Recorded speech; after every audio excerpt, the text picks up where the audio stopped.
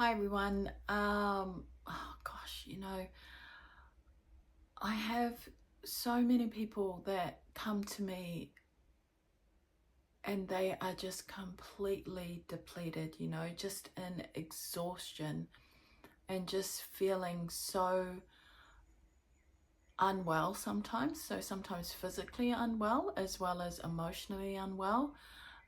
But definitely always feeling like it's a lot of the time their final hope. So it's so interesting to me that often people wait until they're just at the end of their rope to get the help. They've just completely exhausted all other options, and what I want to say to you is it is not normal to feel exhausted.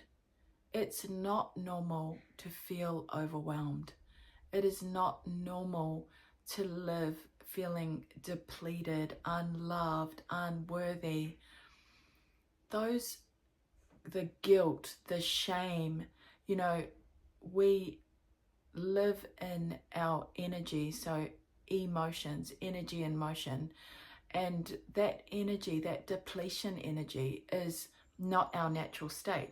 That's just why you feel exhausted, right? That's why you end up in dis-ease when you are feeling those ways. I mean, in terms of, the scale of emotion, those feelings around guilt, shame, apathy, all of those things, those are the things that lead to depletion because they are the lowest vibration. That's why you don't feel well. Your body, your emotions are giving you indicators that there is a reason why I don't feel good and why I'm tired and why I'm not sleeping well, or why I only want to sleep, or why I feel anxious, or why I get this awful feeling in my tummy, or whatever it is. It can be physical, non-physical, we can get all of these, but these are all indicators.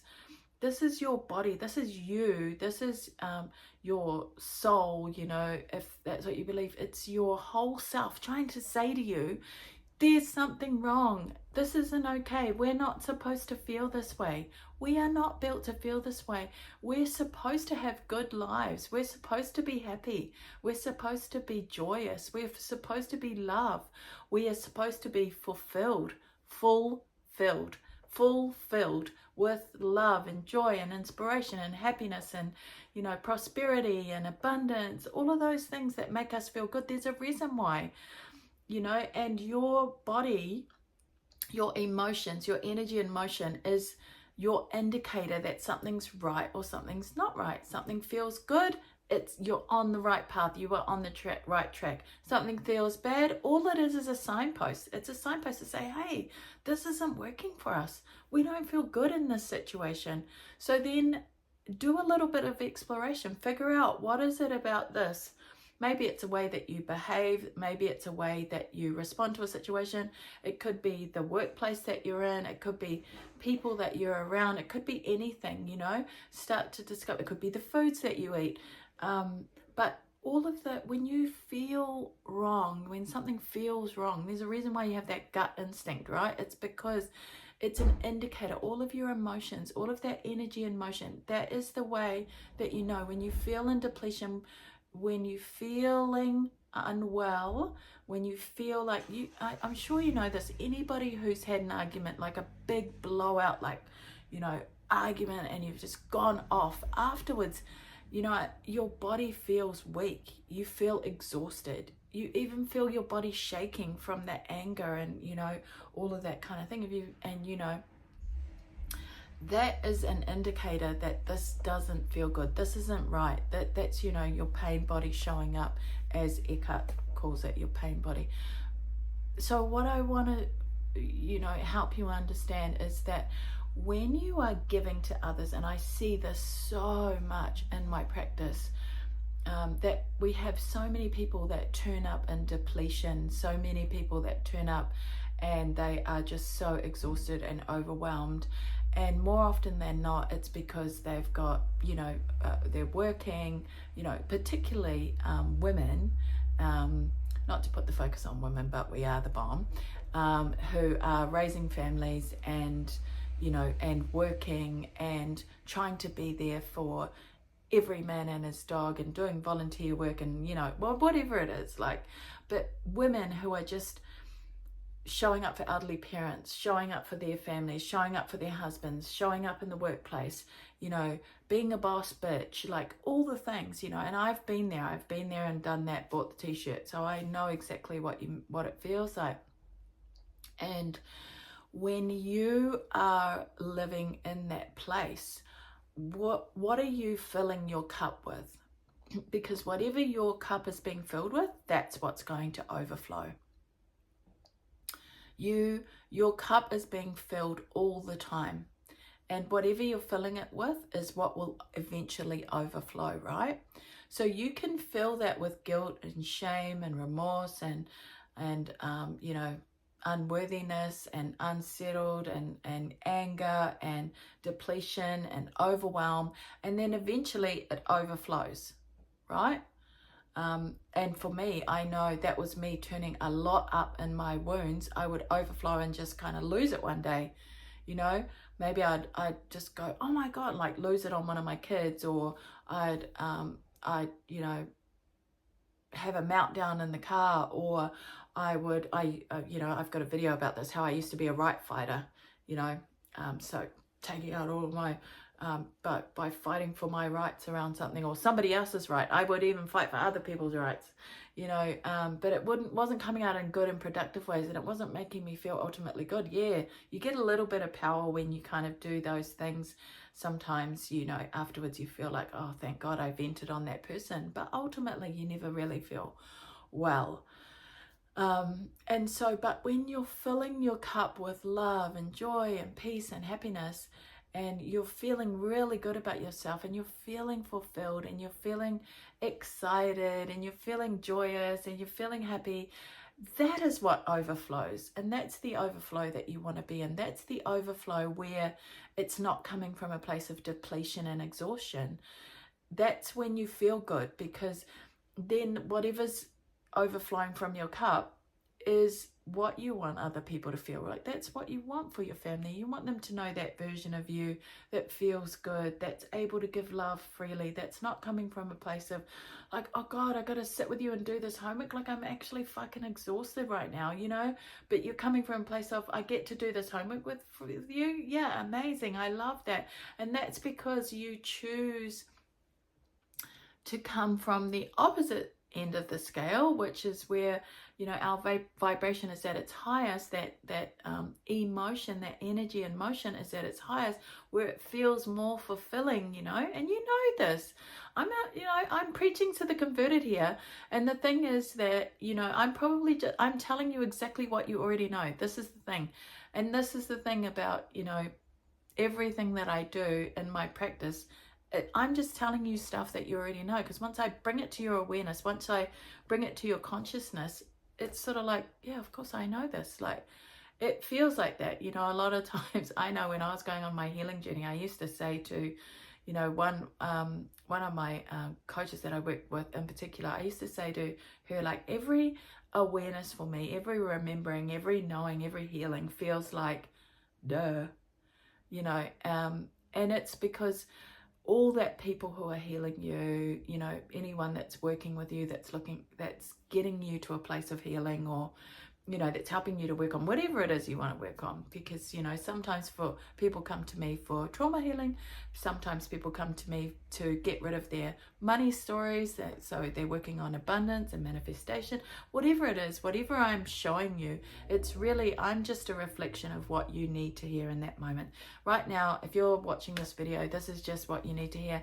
And it feels like you already know it, because you do.